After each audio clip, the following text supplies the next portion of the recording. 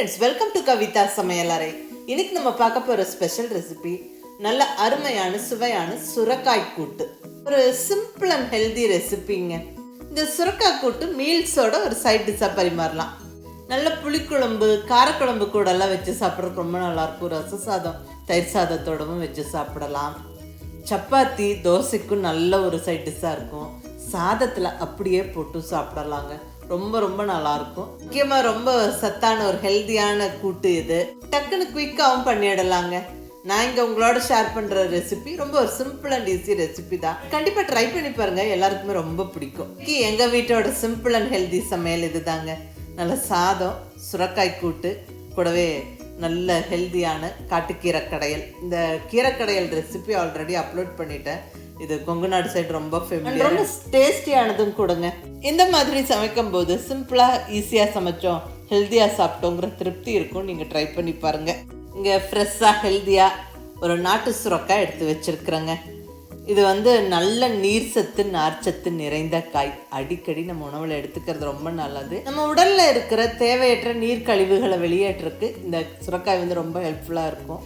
பாடி வெயிட்டை மெயின்டைன் பண்ணணும், weight loss பண்ணணும்னு நினைக்கிறவங்களுக்கெல்லாம் இந்த காய் ரொம்ப ஹெல்ப்ஃபுல்லாக இருக்கும். இங்கே இந்த சுரக்காயில் ஒரு கிட்டத்தட்ட ஒரு பாதி பகுதியை மட்டுமே நான் இங்கே கட் பண்ணி இந்த கூட்டு செய்ய பயன்படுத்திக்கிறேன். இது கிட்டத்தட்ட ஒரு 3/4 கிலோ இருக்கும். இப்போ இதை நம்ம கட் பண்ணிவிட்டு அந்த மேலே தோலை நம்ம எடுத்துட்டு உள்ளே இருக்கிற விதை பகுதிகளையும் எடுத்துட்டு சின்ன சின்ன பீசஸாக கட் பண்ணிக்க போகிறோம். மேலே தோலை ஃபுல்லாக நம்ம சுரண்டி எடுக்க வேண்டாம். ஜஸ்ட் ஒரு தின் லேயர் மட்டும் இப்படி சுரண்டி எடுத்துருங்க. தோல் கம்ப்ளீட்டாக எடுத்துட்டு இப்போ இதை சின்ன சின்ன பீசஸாக கட் பண்ணிடுவோம். பிஞ்சு விதையாக இருந்தால் அப்படியே நம்ம விட்டுறலாம். இதே கொஞ்சம் முத்துன விதையாக இருந்தால் எடுத்துகிட்டு சமைக்கும்போது தான் நல்லாயிருக்கும். நம்ம கட் பண்ணி எடுத்து வச்ச ஒரு பகுதி சுரைக்காயை கம்ப்ளீட்டாக கட் பண்ணி வச்சாச்சுங்க. நல்லா இந்த அளவுக்கு சின்ன சின்ன பீசஸாக. இது கிட்டத்தட்ட ஒரு 600 கிராம் இருக்கும். இப்போ இதில் நம்ம ஒரு அருமையான கூட்டு பண்ணலாம். ஸோ சுரக்காய் இந்த அளவுக்கு கொஞ்சம் பெருசாக கட் பண்ணிக்கோங்க, ரொம்ப பொடியாக கட் பண்ண வேண்டாம், ஏன்னா இது நல்லா குயிக்காக வெந்துருங்க. அடுத்தது சுரக்காய் கூட்டு செய்யறதுக்கு நம்மளுக்கு பருப்பு தேவைங்க. இங்கே ஒரு 4 டேபிள் ஸ்பூன் அளவுக்கு பாசிப்பருப்பு எடுத்து வச்சுருக்கிறேன். இது கூடவே 2 டேபிள் ஸ்பூன் கடலைப்பருப்பு. நம்ம காய் நிறையா சேர்க்குறோம், பருப்பு இந்த அளவுக்கு சேர்த்தா போதும். பாசிப்பருப்பு நல்ல ஒரு திக்னஸை கொடுக்கும், கடலைப்பருப்பு சாப்பிட்றதுக்கு ரொம்ப இன்ட்ரெஸ்டிங்காக டேஸ்ட்டாக இருக்கும். ஸோ இங்கே ரெண்டும் கலந்து சேர்த்துக்கிறேன். பருப்பு இங்கே ஒரு 20 to 25 நிமிஷமாக ஊற வச்சுட்டேன். பருப்பு ஊற போட்டுட்டு காய வெட்டினா கரெக்டாக இருக்கும். இந்த சுரக்காய் கூட்டோட பெஸ்ட் பார்ட்டே என்னென்னா, நம்ம நல்ல நார்ச்சத்து நீர்ச்சத்து நிறைந்த காயோட பருப்பும் சேருது, நல்லா அதில் ப்ரோட்டீன் சத்து அதிகம். நம்ம இங்கே குக்கரில் பருப்பு காயெல்லாம் ஒன்றா சேர்த்து வேக வச்சிடலாங்க. டக்குன்னு குயிக்காக வேலையாகும். ஒரு 2 விசில் நல்லா ஜம்முன்னு வெந்துடும். இப்போ ஊற வச்ச பாசிப்பருப்பு, ஊற வச்ச கடலைப்பருப்பு அந்த தண்ணியோடவே சேர்த்துட்டேன், ஏன்னா நல்லா கழுவி நல்ல தண்ணியில் தான் ஊற வச்சுருந்தேன். இது கூட கட் பண்ணி வச்சுருக்கிற சுரைக்காயை கம்ப்ளீட்டாக சேர்த்துருவோம். சுரைக்காய் கம்ப்ளீட்டாக சேர்த்தாச்சுங்க. இப்போ இதில் ஒரு 5-6 சின்ன வெங்காயம் சேர்த்துருவோம்.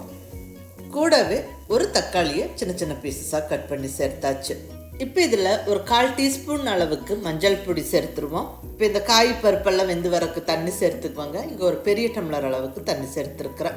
ஏற்கனவே இந்த பருப்போடு இருக்க தண்ணியும் சேர்த்துருக்குறோம். ஸோ இங்கே நல்ல ஒரு பெரிய டம்ளர் தண்ணியும் சேர்த்தாச்சு. போதும், இதிலே காய் நல்லா வெந்துடும். இப்போ இங்கே குக்கர் ஸ்டவ்வில் வச்சு மூடியை போட்டு வெயிட் போட்டு விட்டாச்சு. ஒரு 2 விசிலுக்கு நம்ம வேக வச்சு எடுத்தால் போதும். பர்ஃபெக்டாக அந்த காயும் பருப்பும் நல்லா ஜம்முன்னு வெந்துடும். ரொம்ப குழஞ்சி போகாது, பர்ஃபெக்டாக வெந்திருக்கும். ஸோ 2 விசில் ஸ்டீம் ப்ரெஷர்லாம் போகிற வரைக்கும் வெயிட் பண்ணிவிட்டு நம்ம இப்போ ஓப்பன் பண்ணி பார்க்குறோம். பாருங்கள், பக்குவமாக காயும் பருப்பும் நல்லா வெந்திருக்கு. காயெல்லாம் நல்லா குழையாமல் அழகாக வெந்திருக்கு, பருப்பும் நல்லா மலர்ந்து வெந்திருக்கு. இப்போ இந்த கூட்டுக்கு நம்ம ஒரு தேங்காய் மசாலா சேர்க்கணுங்க. அது எப்படின்னு பார்த்துக்கலாம். நல்ல ஒரு மிக்ஸி ஜாரில் ஒரு 4 பச்சை மிளகாவை உடச்சி சேர்த்துருவோம். நல்ல சுல்லுன்னு காரமாக இருக்கிற பச்சை மிளகா 4 சேர்த்தாச்சு. நீங்கள் உங்களோட டேஸ்ட்டுக்கு தகுந்த மாதிரி அட்ஜஸ்ட் பண்ணிக்கோங்க. இது கூட ஒரு 1/2 கப் அளவுக்கு தேங்காய் துண்டுகள், கூடவே 1 டீஸ்பூன் அளவுக்கு சீரகம் சேர்த்து நல்லா இந்த அளவுக்கு பருப்பருன்னு பொடிச்சு வச்சுக்கோங்க. இப்போ நம்ம கூட்டு தாளிக்கு ஸ்டார்ட் பண்ணிடலாம். ஸ்டவ்வில் நல்ல ஒரு அடிகனமான கடாய் வச்சாச்சு. 2 ஸ்பூன் அளவுக்கு தேங்காய் எண்ணெய் சேர்த்துக்கிறேன். கூட்டெல்லாம் தாளிக்கும் போது தேங்காய் எண்ணெயில் தாளித்து பாருங்கள், டேஸ்ட்டும் வாசனையும் சூப்பராக இருக்கும். பட் எந்த எண்ணெய் வேணாலும் சேர்க்கலாம். இப்போ இங்கே எண்ணெய் சூடானதுக்கப்புறம் 1/2 டீஸ்பூன் அளவுக்கு கடுகு, 1/2 டீஸ்பூன் உளுந்தம்பருப்பு, ஒரு 1/4 டீஸ்பூன் அளவுக்கு சீரகம் போட்டு நல்லா பொரிய விட்டுடலாம். அடுத்ததாக ஒரு 4 வரமிளகாய் தாளிப்புக்கு சேர்த்துருவோம். கூடவே ஒரு கொத்து கருவேப்பிலையை உருவி போட்டுருவோம்.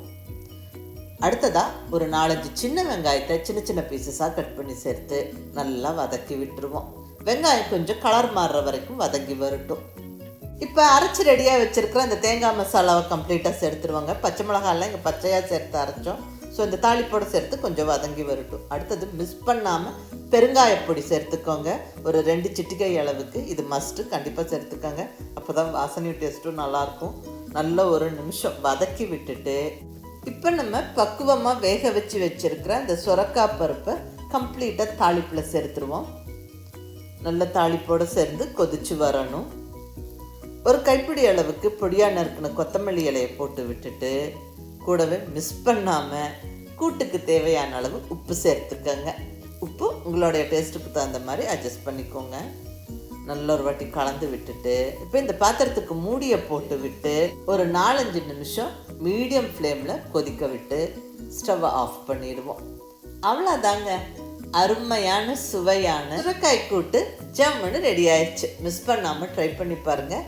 ரொம்ப ஒரு சிம்பிள் அண்ட் ஹெல்தி ரெசிபி இது. சுரைக்காயில் நிறையா நல்ல சத்துக்கள் இருக்குது. கூடவே பருப்பு சேர்க்கிறோம். இந்த தேங்காய் மசாலா எல்லாம் சேர்ந்து கமகமன்னு வாசனையோட ஒரு அருமையான ரெசிபி இது. சாதத்துக்கு கூட அப்படியே சேர்த்து நம்ம கலந்து சாப்பிடலாம். இல்லை மற்ற காரக்குழம்பு புளிக்குழம்புலாம் வைக்கும்போது இது ஒரு சைட் டிஷ்ஷாக வைக்கலாம். தோசை சப்பாத்திக்கும் ரொம்ப நல்லா இருக்குங்க. நீங்கள் அதை ட்ரை பண்ணி பாருங்கள். எனக்கு ரொம்ப பிடிக்கும் சப்பாத்தியோடலாம் சேர்த்து சாப்பிட்றதுக்கு. இன்றைக்கி எங்கள் வீட்டுடைய சமையல் நல்ல சாதம், சுரக்காய் கூட்டு, காட்டுக்கீரை கடையல். இந்த கீரைக்கடையல் வந்து ரொம்ப சிம்பிளான ரெசிபி, ரொம்ப நல்லாயிருக்கும். ஆல்ரெடி அப்லோட் பண்ணியிருக்கிறேன். நிறைய பேர் செஞ்சு பார்த்துட்டு ரொம்ப நல்லா இருக்கிறத ஃபீட்பேக் கொடுத்துருக்குறீங்க. இதுவும் நீங்கள் ட்ரை பண்ணி பாருங்கள். இங்கே கொங்கு நாடு சைடு ரொம்ப ஃபெமிலியரான ரெசிபி.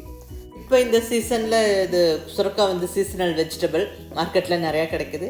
ஸோ வாங்கினீங்கன்னா கண்டிப்பாக இந்த மாதிரி கூட்டு ட்ரை பண்ணி பாருங்கள். கண்டிப்பாக எல்லாருக்குமே ரொம்ப பிடிக்கும்.